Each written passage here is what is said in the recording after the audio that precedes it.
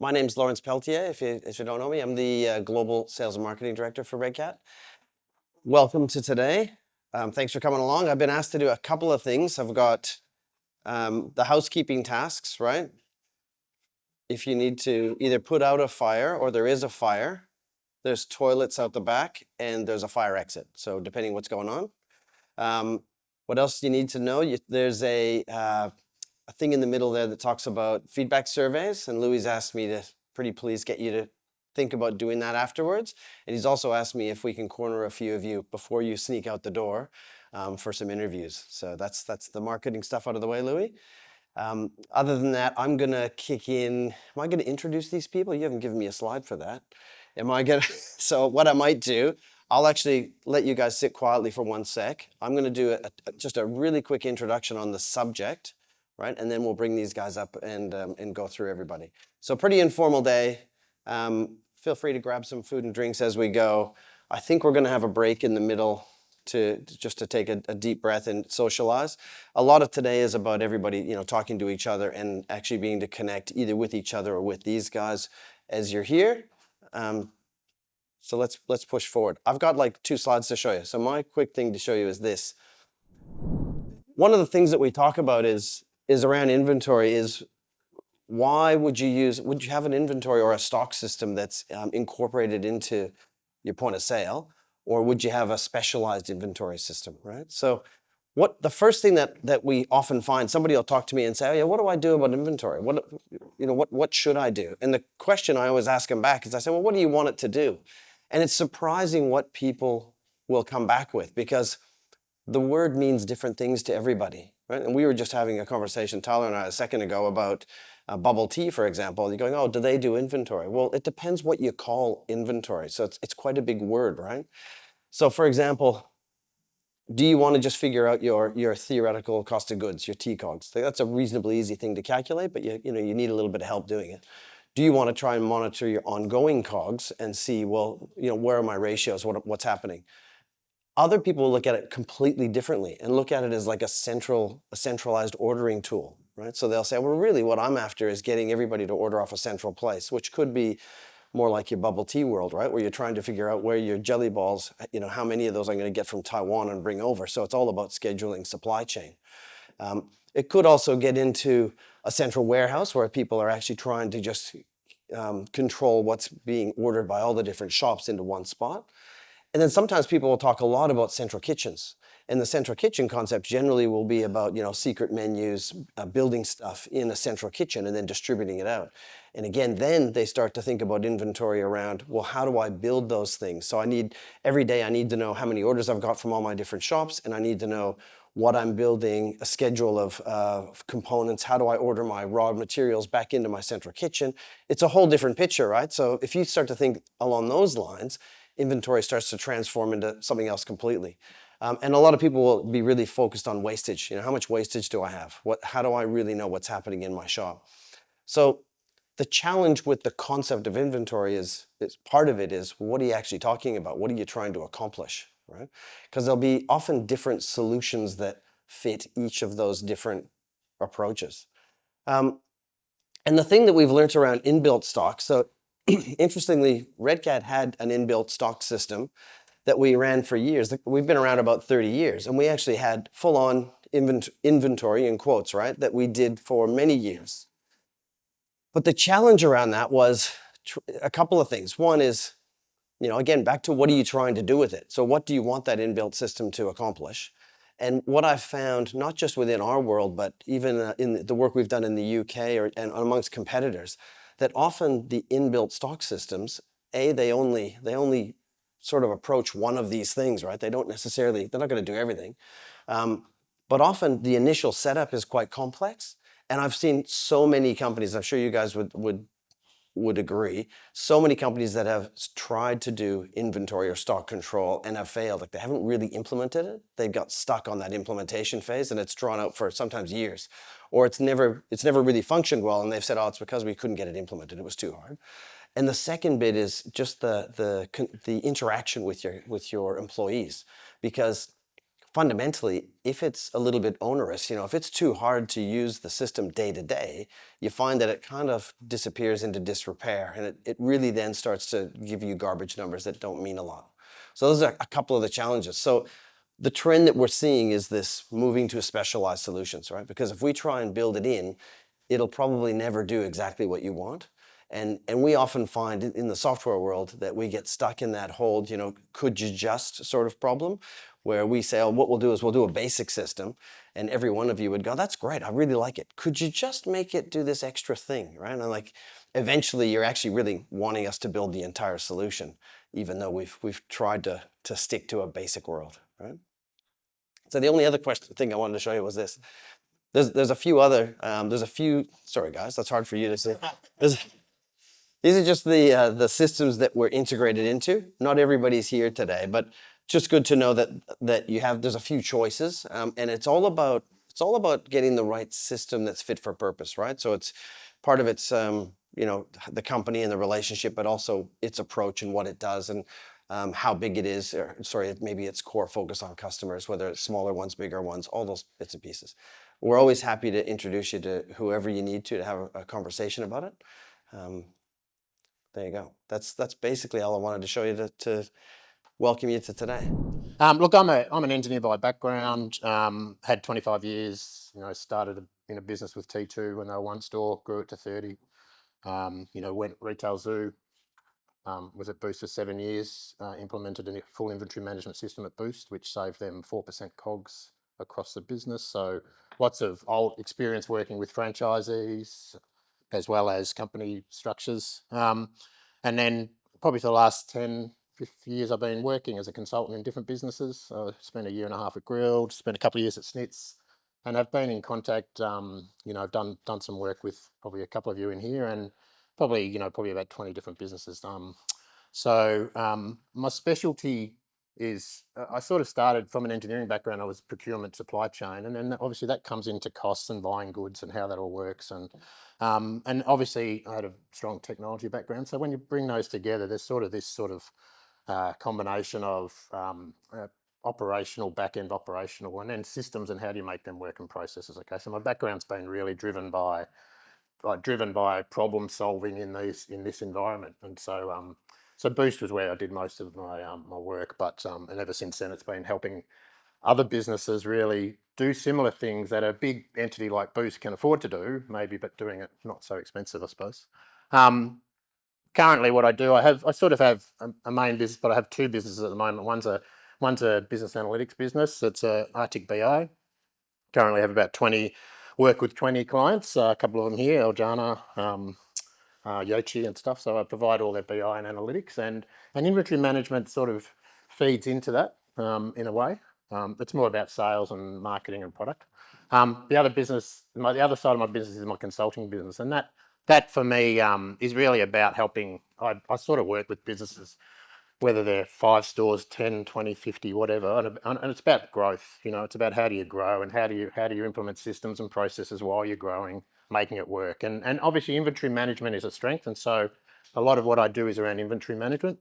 And I work with a product called MarketMan as a product of my choice, but I'm not up here to spruik MarketMan and how good it is, because it's a bit like me. I choose a product, or I advise my customers to use a product based on what I think suits them as a business. Okay, so and so MarketMan is a product we've used for the last 2 years, but there's Restoke and Supia are quite newer and offer different things. So I'll talk to you more generally about inventory management today, and some thoughts around how it all works for me and how it should work, how it potentially might work for you guys.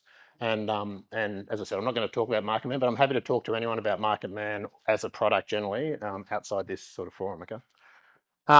So what is inventory management? So it's always, Lawrence touched on it initially, and it's an interesting question, because I often talk to a lot of my clients and they go, I won't say Redcat inventory management shit, but that's one of the, but it's complex, right? And what do I want? I just want purchase ordering. Okay.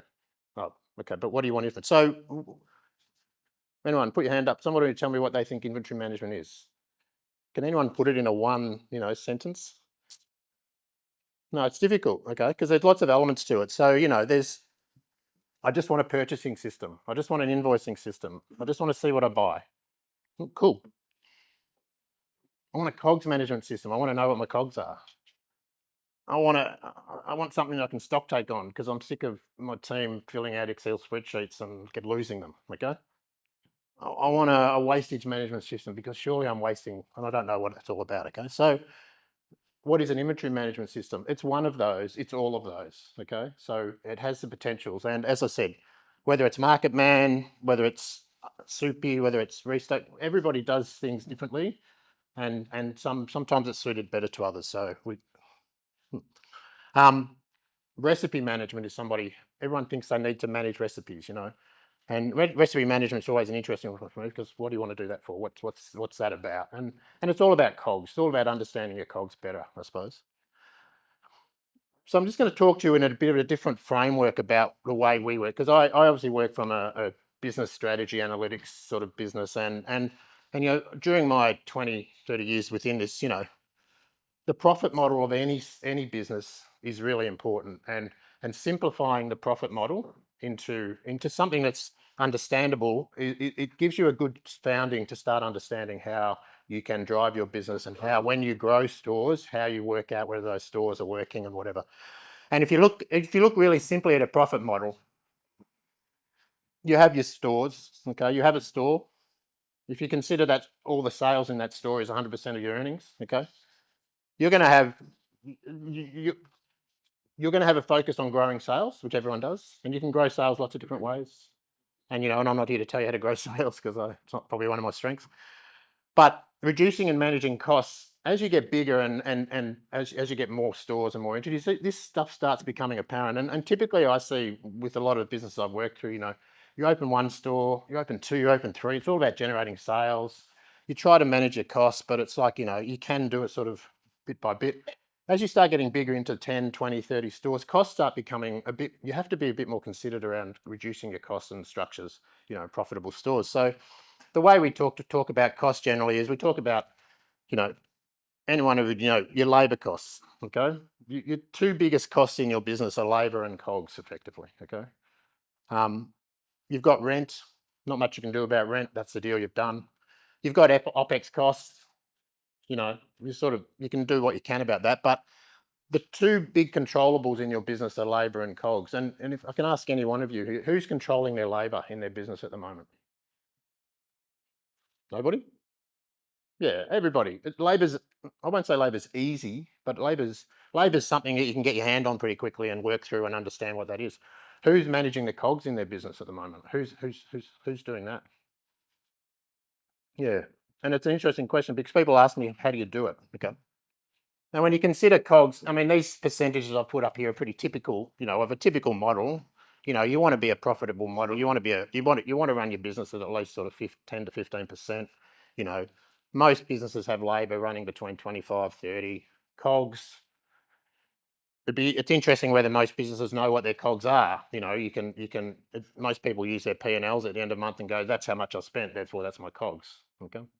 But you want to try to run your stores on this sort of a model, and therefore most of these COGS have levers. Okay, you have levers where you can do things, and obviously with labour, the levers are using a tander, using a deputy, being able to analyse that data.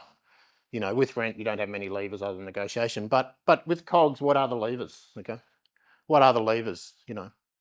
And what's a 3% COGS reduction in your business worth? As smaller businesses, you're generating a lot of time trying to generate sales, get more customers, But for every dollar you make, you might make, $10. For every $100 you earn, you might get $10 profit out of that at the end of the day, So you can drive your sales up $1,000, you get 100, right? But what's a 3% COGS reduction worth?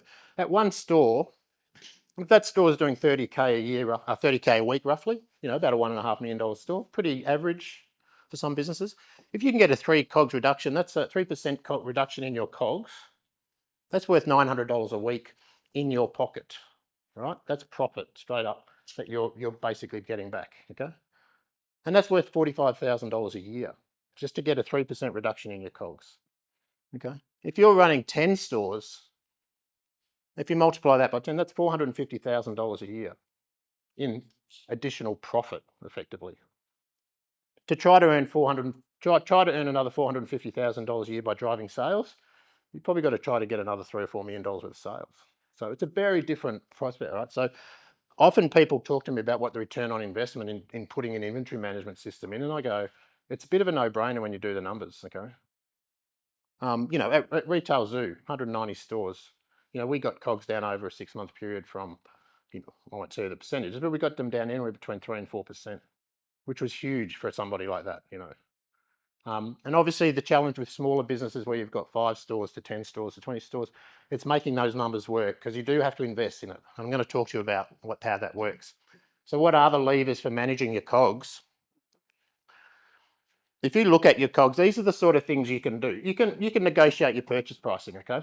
So collecting data on an inventory management system, it gives you good information about what your purchase pricing is, how often you buy, all right? So you can potentially negotiate on your purchase prices. And if you do negotiation on your purchase pricing, you might be able to get about 1% worth of COGS down, okay?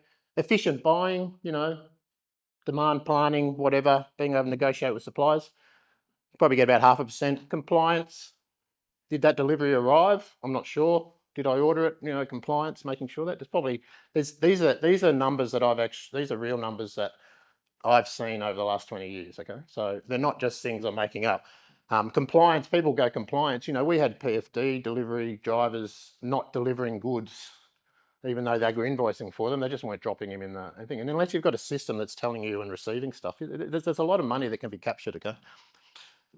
You can look at your sales mix, you can identify profitable products, looking at different profits and whatever on COG lines, waste recording, capturing, making all your waste. There's opportunities there to save things, but actual versus theoretical wastage recording is where you're probably the biggest opportunity in all your businesses is, right? And that's where we invest most of the time, and that's where your biggest return on the investment is. Stock holding, monitoring, suggestive ordering, help you be more efficient. Probably has an opportunity to save some COGS. But for me, the actual versus theoretical is where I work with businesses. And the reality with actual versus theoretical, if you're trying to implement a system that gives you that tool to be able to do that, you're effectively capturing all the other data already. All right, so it's already in there. So for me, when I talk about inventory management systems, I talk about that being the bee's knees of what you're trying to achieve out of an inventory management system. Does that all make sense to everybody? Okay. So the way I think is I like to break stuff like that down, and then I talk about the way. Time. Okay, no, I got just probably a couple minutes. My philosophy on inventory management is pretty much data accuracy is critical. Okay, so if you're going to do this, you've got to do it well because you need the data. You want to be collecting shit data in, shit data out. Okay, so you want to be collecting data, and therefore you want to be basically making sure compliance, people are putting the data in. You want good integrations, so Redcat integration is a good example. It works well with MarketMan, it works well with other integrations, and that's important. The tool system needs to be simple to use, and that's my choice. The reason I chose MarketMan a few years ago was because I just went, well, the store managers and the team are going to use this, and they're not going to put things in wrong, and therefore my data's going to be good and it will work. Okay. So MarketMan, it's got a simple store interface. It handles complex inventory and recipes well. It's got a good Redcat sales integrator. So at the time, tick those boxes. Okay. The second part, implementation is a change management project. All right.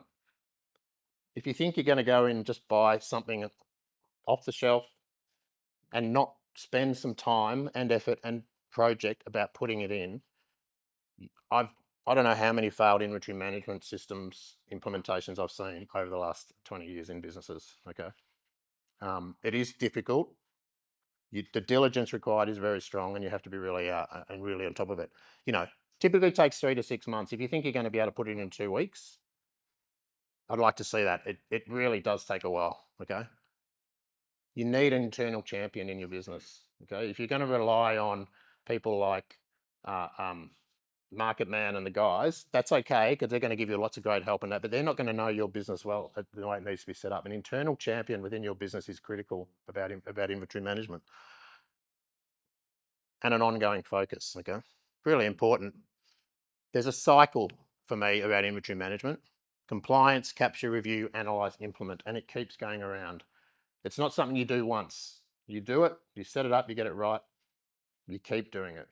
Most of my clients do weekly or monthly processes of that because it's just critical, okay? And trust your reporting, okay? So you need to be confident that what you're seeing, the numbers are coming out are good. And that means you need to be on top of your compliance. You need to make sure everything, you need to know what's going on. Real-time analytics are really important. Internal systems, some of these internal systems have good reporting, but it's sort of sometimes not exactly what you need. And lead and lag measures can be really key to this. I can talk to you more about those, but I'm obviously time pressed. And it needs to be simple and accessible. And that's why I do BI tools for businesses as well, okay? Because what I find with BI tools is that I can bring the data in from systems and connect it, add flexibility to it, and be able to give you what you need and on that sort of stuff. So, so for me, inventory management, I bring in. And just quickly, my last slide really, 2 case studies. And unfortunately, Dave Yule from Fonda was going to be here, but he's not here today. But I've worked with Fonda for the last 3 years now, probably. Started in 2022. You know, we took 3 months to set it all up. They've got 9 locations.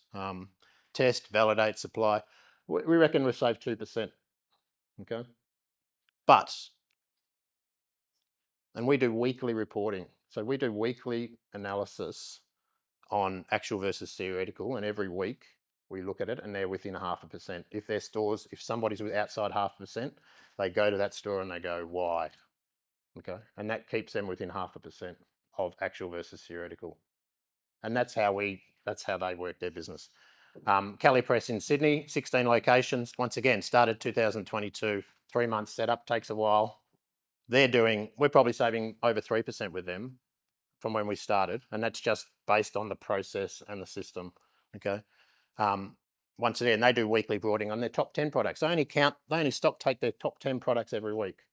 Okay, which is really makes it much simpler, they manage to keep within 0.5%. Happy to talk to you about case studies individually and whatever, but and happy to talk to you about Market Man. But generally, you know, that's my view on inventory management. Obviously, Redcat, I work closely with Redcat, and Redcat, the integrations are really important into these inventory management systems because sales data is key to recipe, is key to theoretical COGS. Okay. Yeah, and that's probably all I've got today. So I'm Leo. I have 25, so I'm more the ops guy, I guess. I've done operations for a good 25 years now, which is fantastic. So I've sort of overseen all areas of franchise and corporate brands. I've worked for Nando's, sort of Hog's Breath Cafe back in the day, done a bit of bubble tea at Char Time, and most recently, you can probably pick up on the British twang in my voice, spent 5 years as the ops director for Marco Pierre White Restaurants. So I got back last year and I've sort of launched my own, I guess, company, which is Toast. So no affiliation to Toast Tab, that's Toast Hospitality. But I guess over the years, I've opened 100 sites, refurbs, relocations out in the ground. And I guess the main part of a lot of that is being the person responsible for making sure that the COGS hit budget or whatnot. So the additional to COGS, what I've tried to look at over the last year, I guess as an operator, a lot of focus on us is always about COGS and labour, etc. So I've looked in the background to accompany that with anything that's in cost reduction, so around waste services and whatnot. So there's a whole lot of money that can be saved, which I guess, I mean, the labour's the one that always becomes the first one for a lot of people, but we guess as an operator, you're not wanting to sort of put that customer experience down by not having staff on the ground. So in the last 12 months, I've probably immersed myself in hospo tech, and some people have said now I'm part of the tech community, but I've realised it's a critical importance to us as software as a tool. So I guess I've tried to learn more about each system really. So that I guess I'm trying to fill that little spot to be in between the software companies and the operators, and somewhere sort of helping along the lines of implementation. So, oh, wrong way. There we go. So a little bit like Anthony, I've got an affiliation to a inventory program, but I use more the procurement part of that currently. But and I've been lucky enough to see each one of these guys' systems, and they're amazing. I mean, some of the tech out there at the moment is bonkers for an operator to see, and if only that was around sort of 15, 20 years ago. But I had a whole page there of like a list of items from 2007, which we would give to our restaurant managers and whatnot on how to control costs. But I took it off because Louis said it was a bit too long, so that's good. But the look, some of the things haven't changed. I guess from an operator's perspective and the staff on the ground, that's sort of the measuring of portions and checking in of stock and all these little things that are day to day of the business, which I guess a lot of these software and tech now can take away and free up that labor for whether it's the kitchen guys to be more creative and for the front of house guys to be a little bit more customer focused. Oh, wrong way.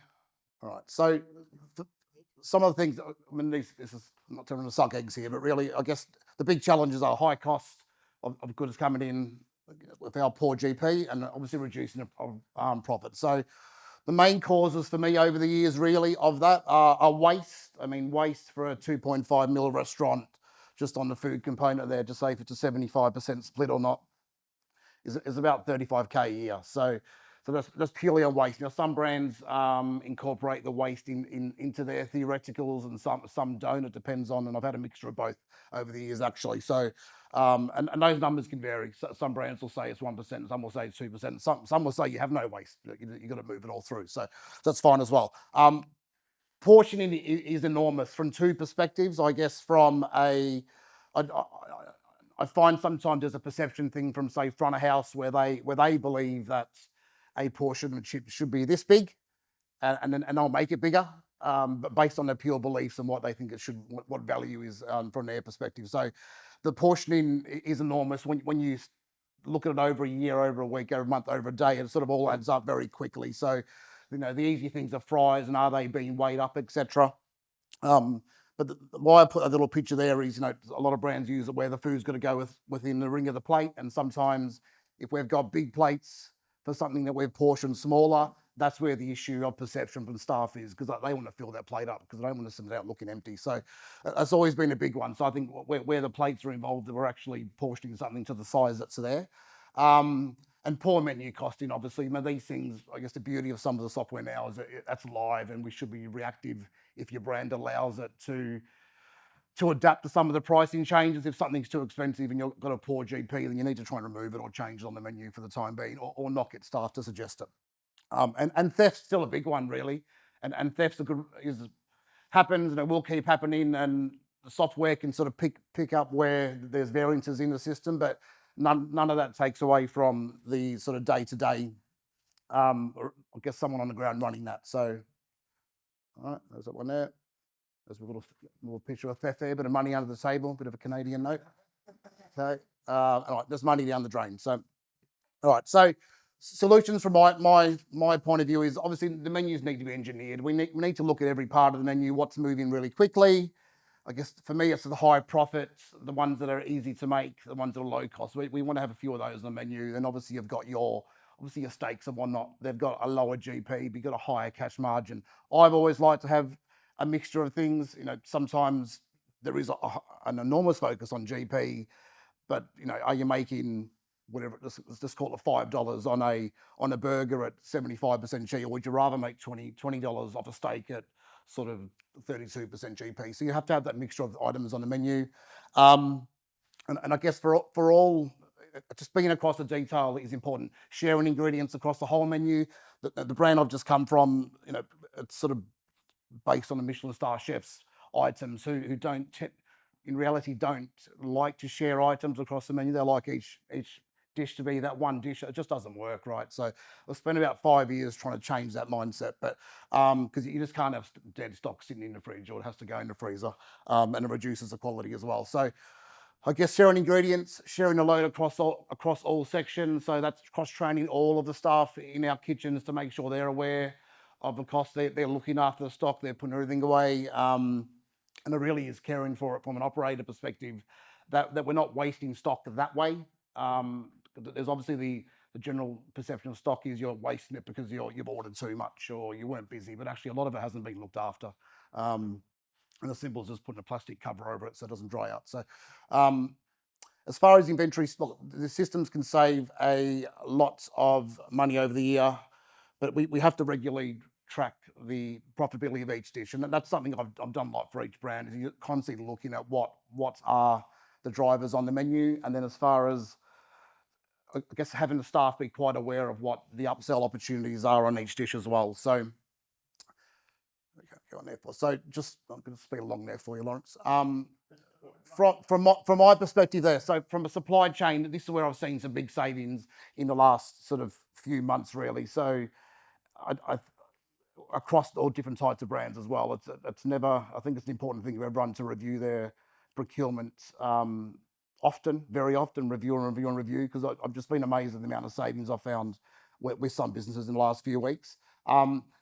Really identifying those suggestive selling opportunities for each item, little things like onion rings, probably cost like 80 cents or something to the dish, or $1.22 a dish, and you can, these are big 80 and 90% GP items, which should be just suggested, and if you add those to a tracker for the business and sort of showing those on top of your burgers and whatever, it sort of quickly sort of adds a lot of profit to the bottom line there. And in reality, you're not paying any extra labour for staff, that they've just got to say a couple of words and suggest it on the ground. So for the guys who have got sort of the lovely Redcat postings, that sort of makes it a bit better, where the customers will sort of choose something, but you sort of can't take away for the guys on the ground.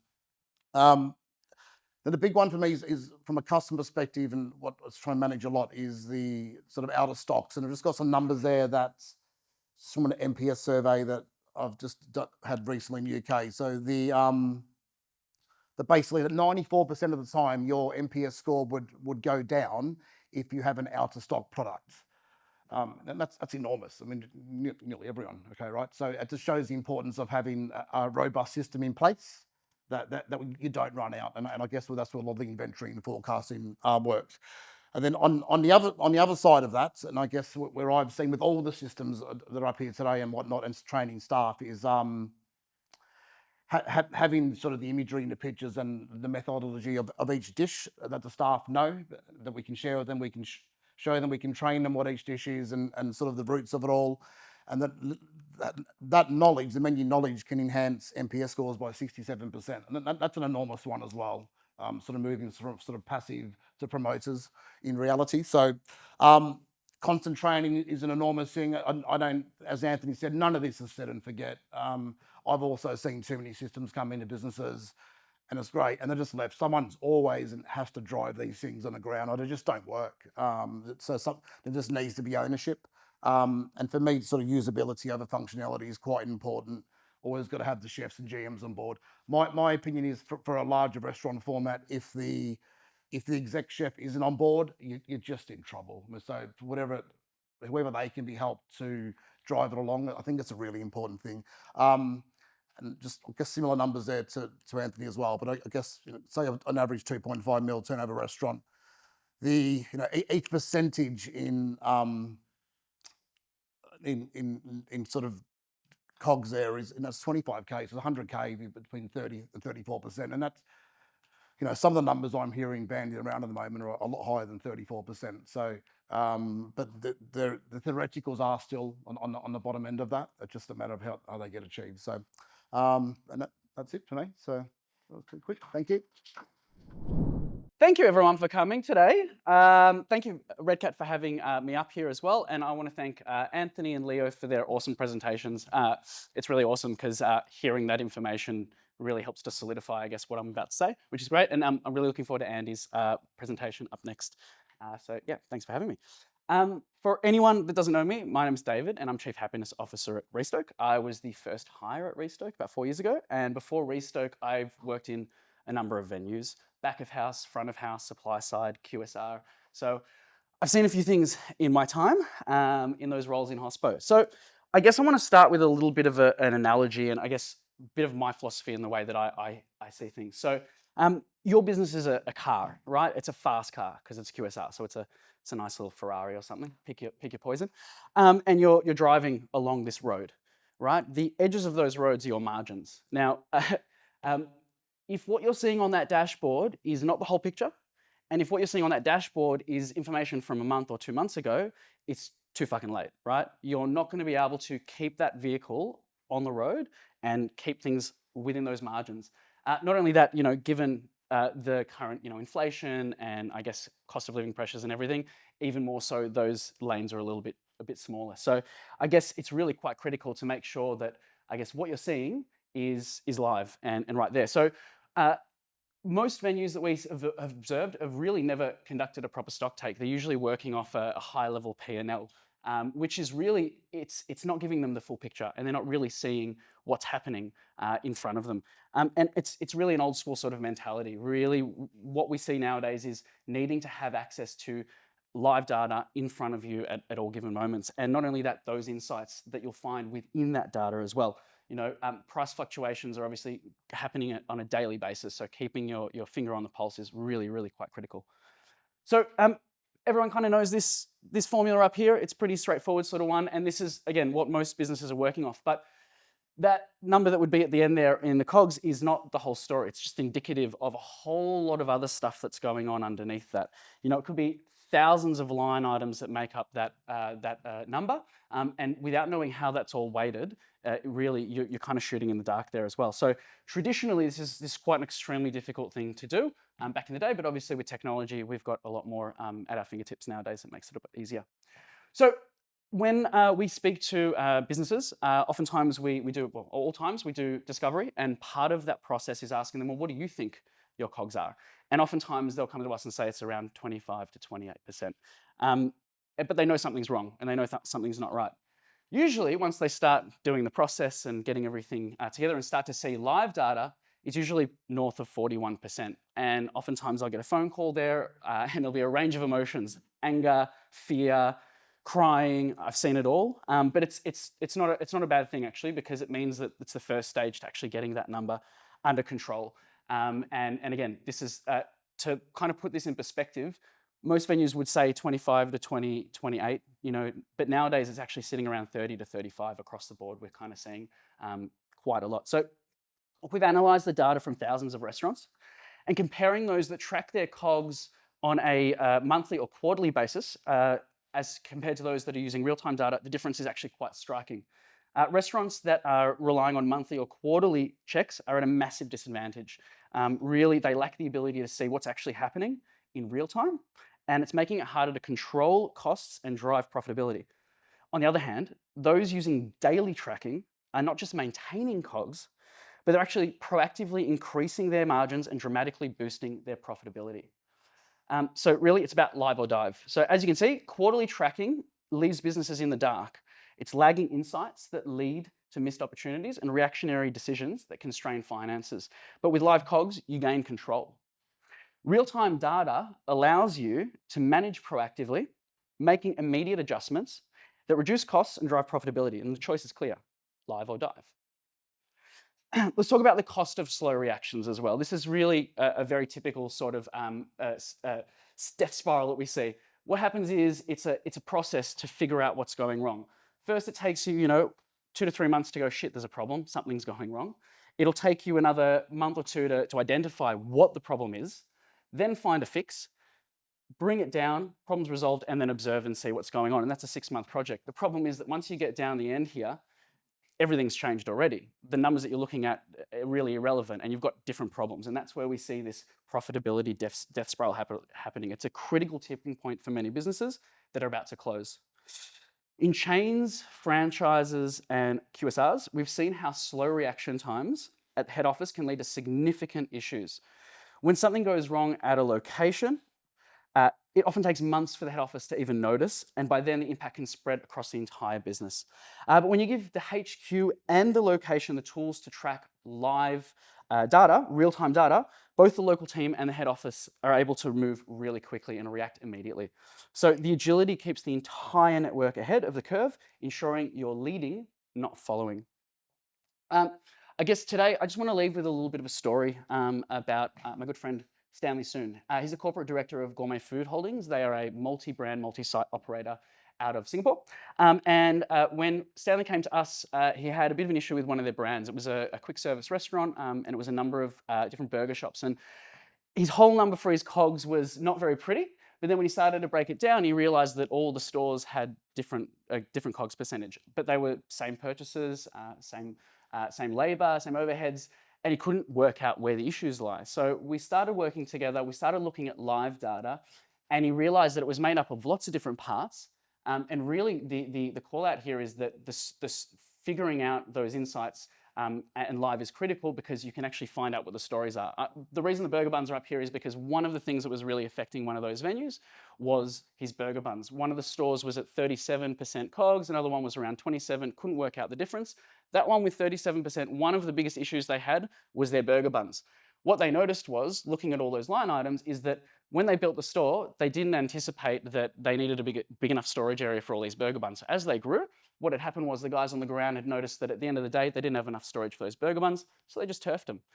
Created a major issue. They had a major variance there. So he went down to the store and he realized, hold on a minute, we can fix this. Now, what happened was with these guys, they actually were able to take their food costs down 10 percentage points. What does that mean in real time? They're making around approximately 10 million a quarter. That's 1 million a quarter savings. That's real profitability in your pocket every quarter, every year. So, yeah. So I guess if I leave you with one thing today, it's that without live data and without live insights, you're driving blind. Thank you very much. Yeah, quick intro about me, country manager at Suppy. I was previously at Lightspeed before Suppy, and prior to that had a retail and e-commerce background. So slightly different tack today from the others, chatting to you about central kitchens. So quickly, what is a central kitchen? Otherwise known as commissionary kitchen, prep kitchen, central production kitchen, cloud kitchen, or even a ghost kitchen. Usually more delivery orientated as well for ghost kitchen. They prepare, they send out the goods to venues across the network. They can also send externally as well, not necessarily within the network. A lot of consolidation of food prep is done at these central kitchens. And it can also be a sliding scale from individual prep items all the way through to sauces, semi-finished, or even finished recipes. It's a decent market. So about 32 billion in 2021 was generated from cloud kitchens or central kitchen models. And that's due to grow for a number of reasons. Delivery is a big one, and generally costs as well. Why should you look at a central kitchen model? Free up space in your venues. We know real estate is at a premium at the moment, and investing potentially in a central kitchen can free space up in your kitchen, leaving you to serve more customers or generally just rent less space. Higher recipe consistency. So if you're concerned perhaps what your hitter in South Yarra is with your South Melbourne branch, then this could also be a big bonus for you. Hygiene, cleanliness as well. Contamination can be an issue. You're distributing that risk across your stores. If this is centralized, it can potentially bring that risk down. Menu flexibility. Let's say you're wanting to release a new menu item across the network. This can be a much easier way to push that out across your stores. Purchasing, reducing purchasing costs. And this is really one of the biggest ones. And we spoke to a customer of ours who has over 80 locations. And this is one of the biggest reasons why they chose a central kitchen model, was generally just reducing their cost. You can bulk buy, bring it to one location, and then distribute that out across the network. Economies of scale, again, similar to the point above. You've got one large fixed cost that can be distributed out across your network, thus having a higher rate of return. Waste reduction as well. Central place to prep everything, generally lower waste, and you can spread that waste out across the network and sell surplus to other locations. Some of the downsides, very capital intensive. There is quite a significant initial investment in setting up these central locations, whether that be the space itself, whether that be the equipment, the labor force to set this potentially warehouse and storage as well is significant as well. Logistics and distribution. Again, you're assuming more of this risk. Suppliers generally send the goods to the stores. You will likely need to send these goods to the locations and take on more of that risk.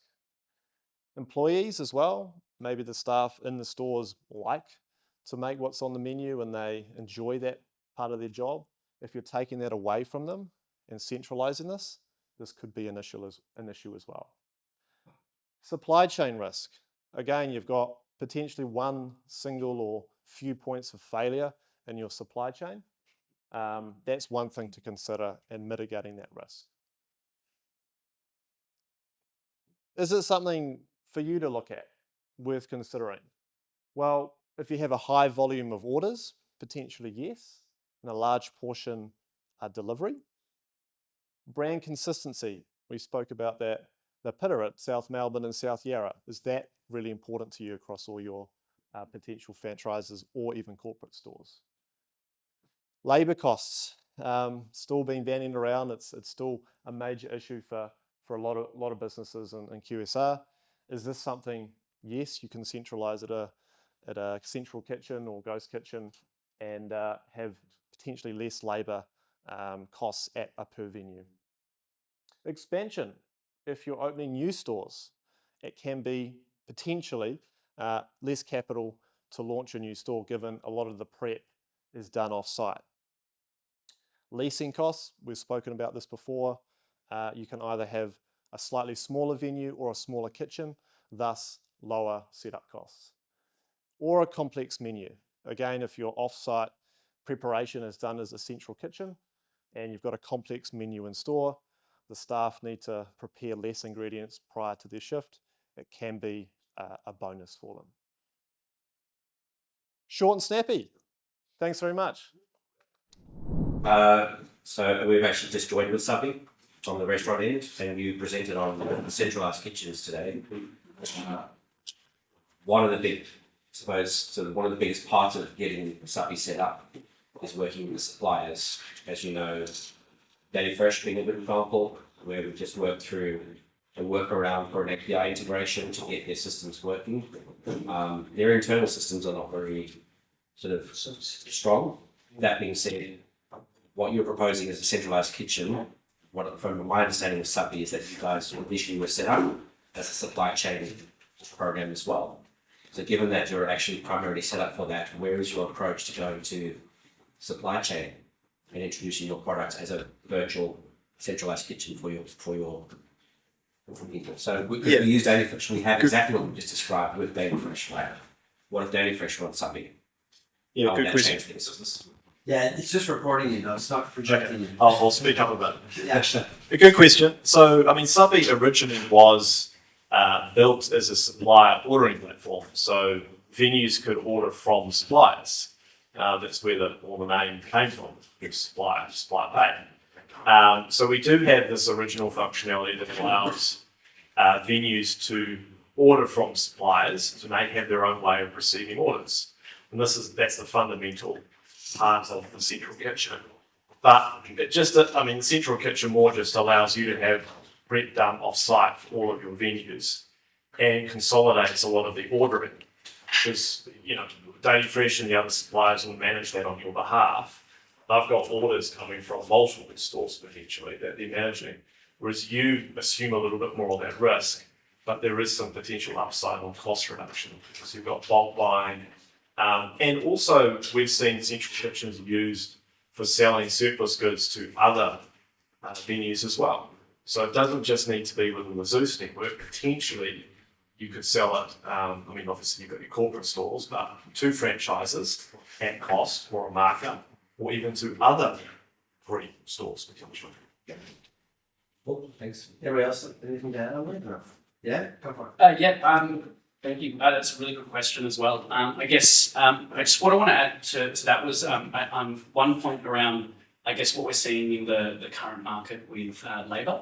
And one of the things that we see is really valuable with a central kitchen, we also have a central production kitchen module, is the fact that it's very hard to find good labour nowadays, and you pay a lot of money for it as well.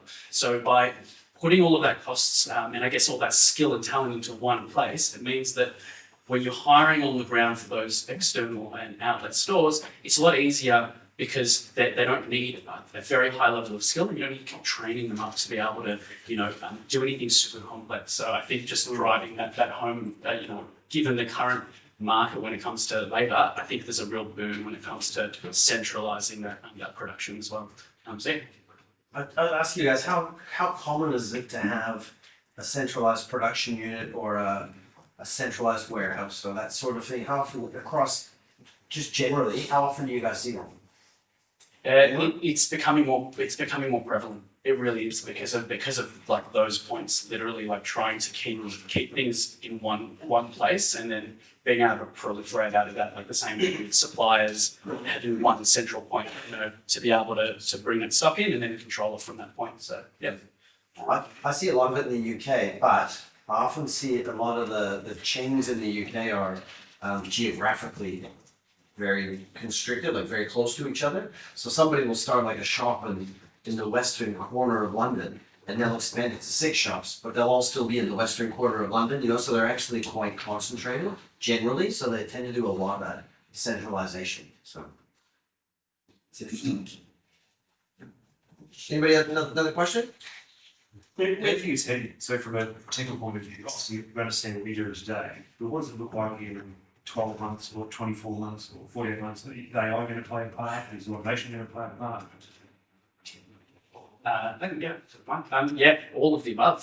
So we work predominantly with a lot of AI tech, and it's when you say 12 to 24 months, it's a lot happens in that time nowadays. The speed at which that's moving is really fast. So we work very strongly with automation and with AI to really leverage, I guess, understanding the data that's flowing through. So there's less touch points from a human perspective. It means that you can really, move very quick and very intelligently and look at a lot of things without having to put a whole lot of analysts on it to sit and understand that. So I think that it's very hard to, pinpoint where it's going because it's moving at such a fast pace, but definitely, utilizing and leveraging that technology and AI is definitely the way forward. At least that's part of our common belief as well. Yeah, I mean, forecasting is probably for us a huge focus. There are some systems out there that do predictive ordering, but aren't utilizing generative AI. So analyzing the last few weeks of sales and allowing you to do predictive ordering for future weeks and months. And that's something that we're prioritizing and we're building in the platform. That's all the back end, right? So it's studying data. What about getting the data ready? Are you doing any automation or smart to it? Because half the challenge is getting started. You didn't put it correctly the right way. Sure. Doing stock takes can be time consuming and challenging. Some systems use QR codes or barcodes. There is even my brother runs just a slightly tangent with a jewelry store has an AR sort of device that he takes into his jewelry cabinet and he waves all these devices and it counts them for him. So that's potentially an option for stock, who knows? But stock counting is probably the most labour intensive. It takes a lot of time. That's something that we're looking to optimise. We've got a partner in this competitor, obviously. We've got a partner that is based in Europe, and they're actually building now it's an interesting thing, right? The difference between AI and what we think is AI, but they're building an AI stock taking system, right? So what you do is you actually take a video of your stock and then it's populated overnight. Now, currently, that may be looked at by some humans somewhere that are counting it in the video, right? But so Amazon Go approach, right? Yeah, it's an interesting approach. So conceptually, right? That you take a nice video of your stock, and then your system is populated. Now, if that's done by BI, as in biological intelligence, versus AI, maybe, but it's a cool idea, right? To think, well, that actually gets the count done. So it'll be interesting to see where that sort of thing goes. Yeah, it's a laborious process, but it's also really important because, actual versus theoretical is so critical. And if you stuff up your stock count, then your variance calculations will be wrong. And you might think you've got more or less of something than you actually do. So it's worth the time and effort to do a thorough stock take, and maybe just prioritizing high value items or doing different categories each week can be a way to mitigate some of that forest process. You guys want to add anything? Please? Yeah. I feel like I'm So same thing with the stock takes. I don't think we can ever move from it. You can't move away from it. But whatever the 2 or 3 hours of labour is certainly made up by the savings. I mean, that come on, I'm here at the moment is that theoretical versus actual. There's like 10% difference, which is it's an enormous amount of money for a business. So I think someone owning that on site is, for me, is always a crucial element. Someone's got to drive it, and I don't think any of the systems can just do it on their own. But I've also seen that camera technology app as well, Lawrence. I'm also It's cool. Yeah, it's but it's what a great selling point too. Stop saying it 3 minutes. under grilling. It's the same technology as Longwallis, isn't it? We can run. Oh, I mean, like we can do it with minimal stock takes to get that sort of information Yeah, well. from the system. It's a matter of looking at all of those data points holistically and seeing it from every angle. So looking at invoices, the ordering, the receiving, not just the counts. We do have the ability to do those counts, but we don't really necessarily. They're less relevant in that sense, and usually they're also part of maybe the ordering as well, doing a little spot check, being able to feed that data. But I guess looking at it holistically and analysing it as all of those data points gives you like the most accurate. That's really where we're trying to leveraging our own AI in this process. So sorry, John.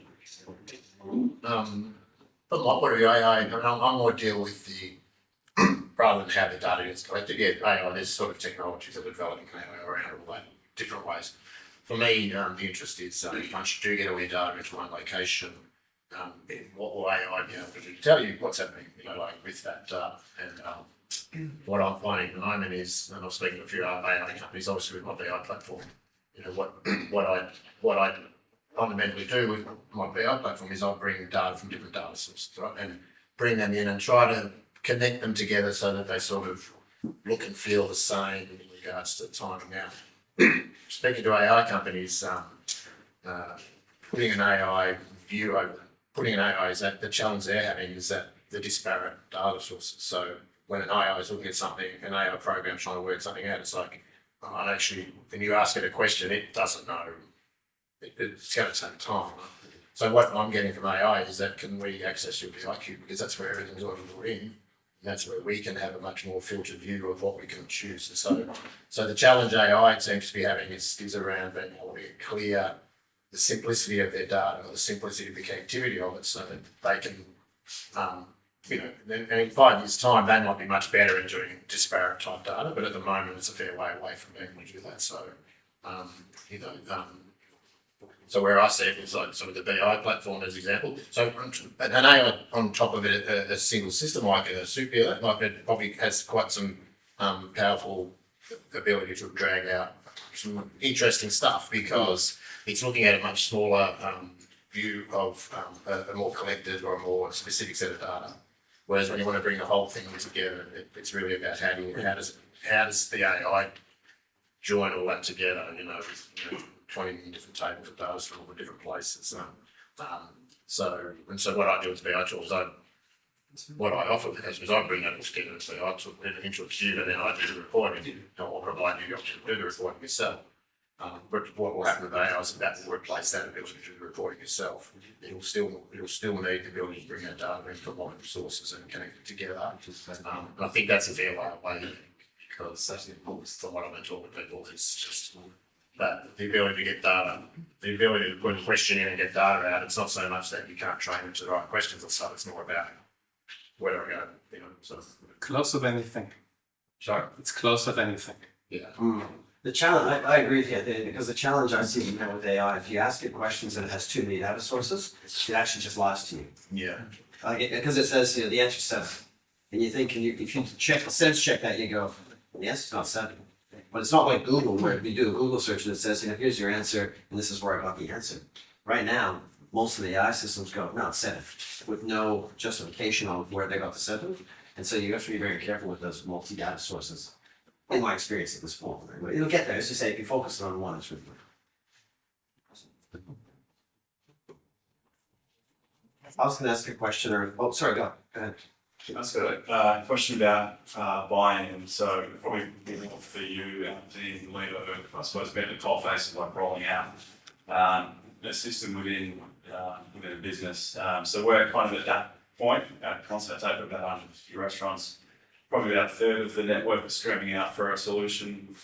A third have really great calls, or so they think, and a third probably just don't care. But to make it viable, we need to kind of get as many signed up as possible, but we don't have much to show them yet because we haven't rolled anything out. So, and you've touched on it, I think all of you today, a little bit at various stages, but what kind of buy-in tactics have you used in the initial stage and then as it's kind of rolled out to get that buy-in across the network? I say this to quite a few of my clients, especially the ones that are over the franchise, because franchise company store networks are a bit easier because you just tell them that's what they have to do and they do it. So you're supposed to do it.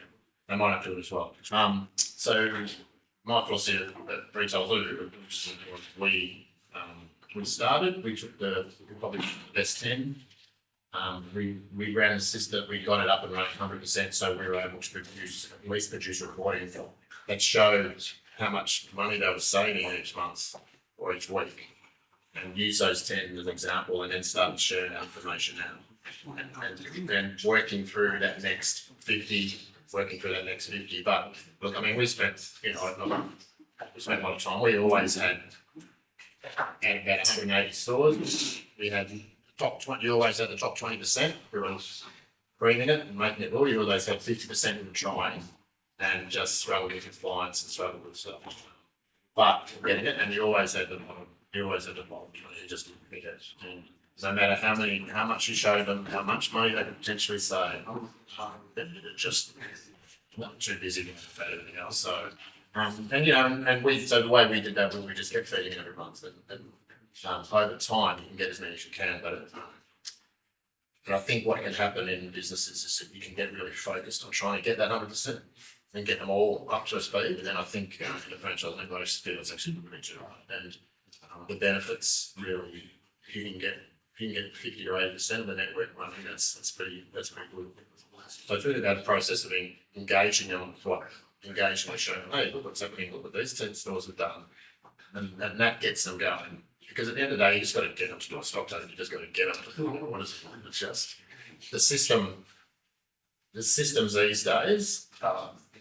It used to be that the challenge was the complexity of how do I get them to do a stock take and how do I get that into a system. And most of the time, especially the franchise network, they go, it's hard.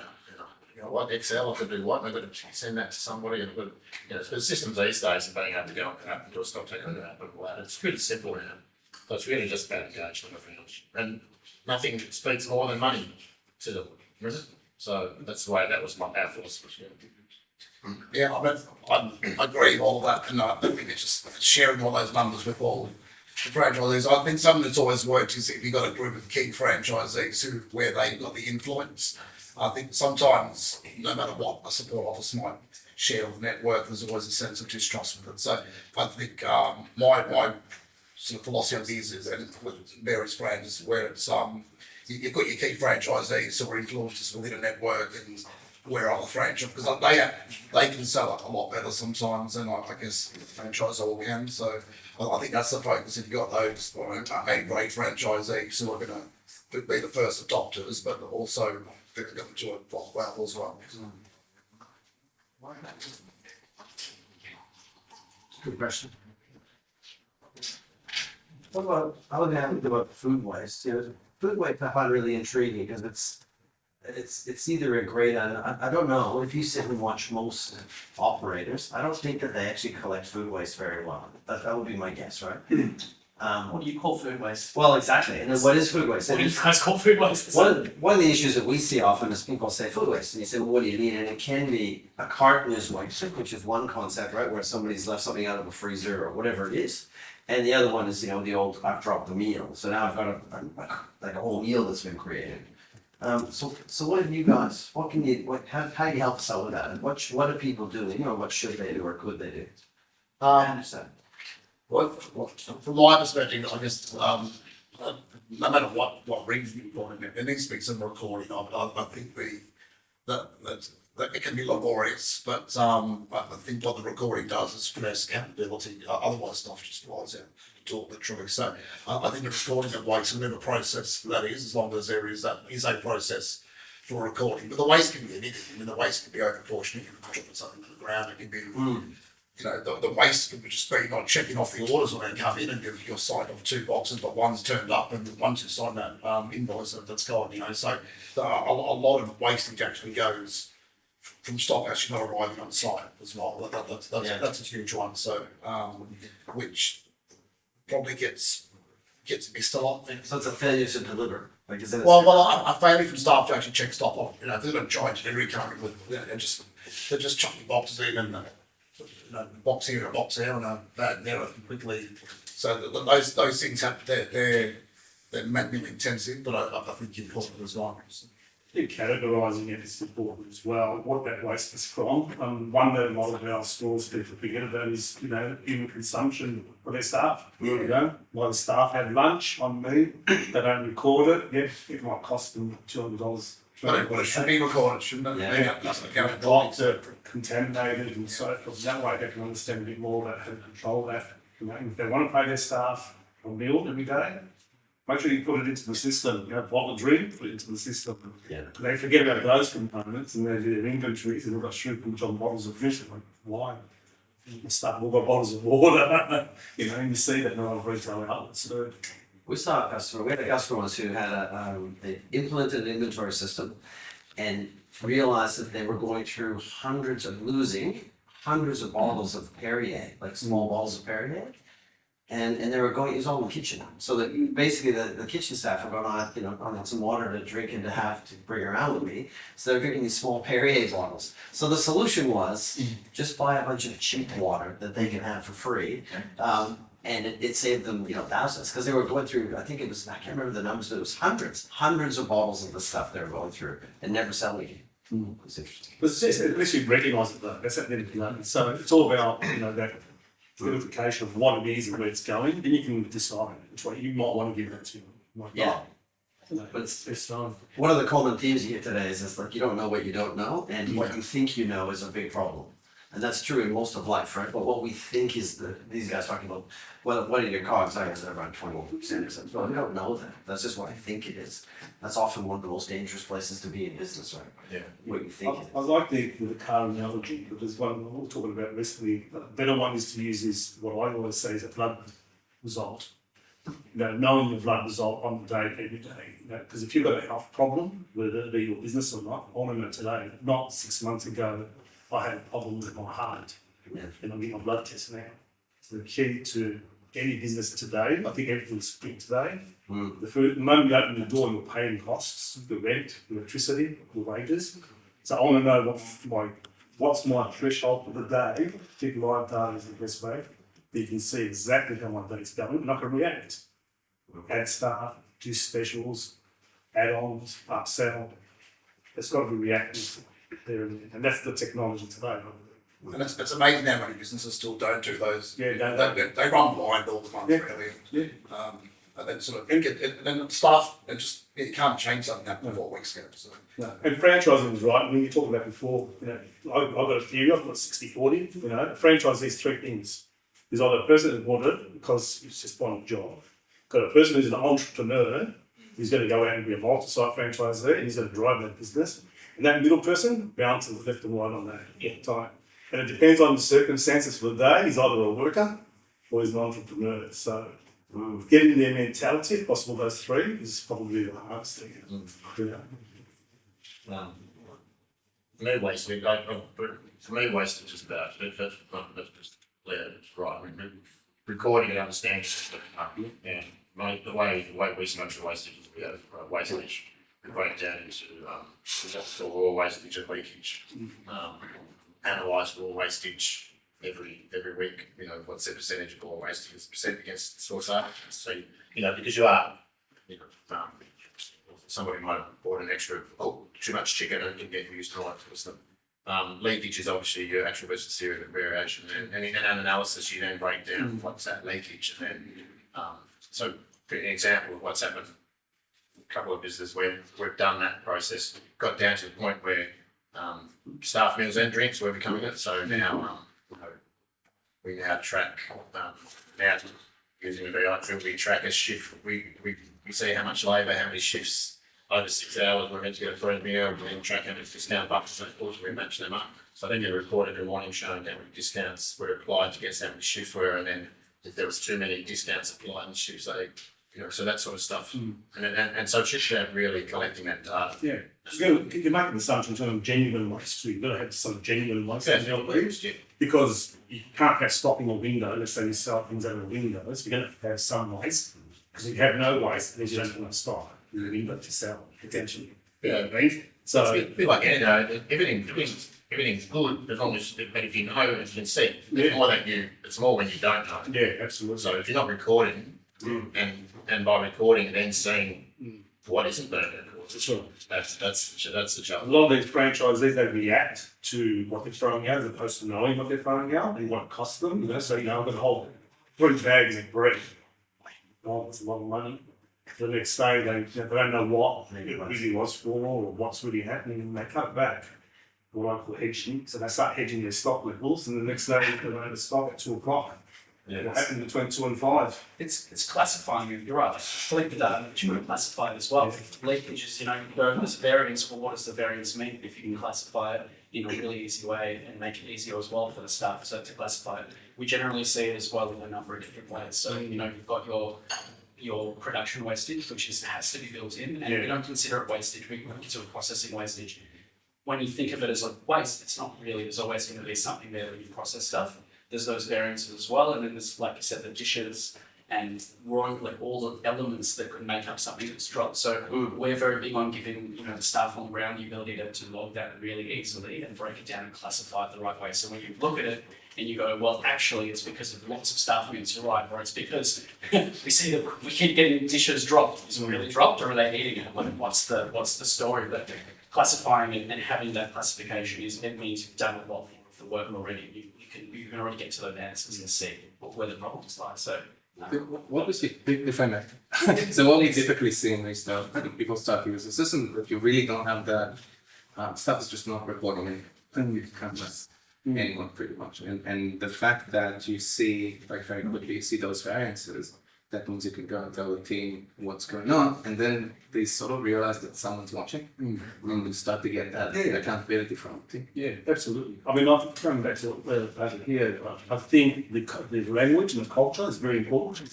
If there's stores that are not participating and you show them other stores, it's more about even showing them what you already see coming from that store yourself. Whether it be an area manager or something like that. And when they start to realise, you can see what's happening and how unhealthy I am, they start to realise in terms of me.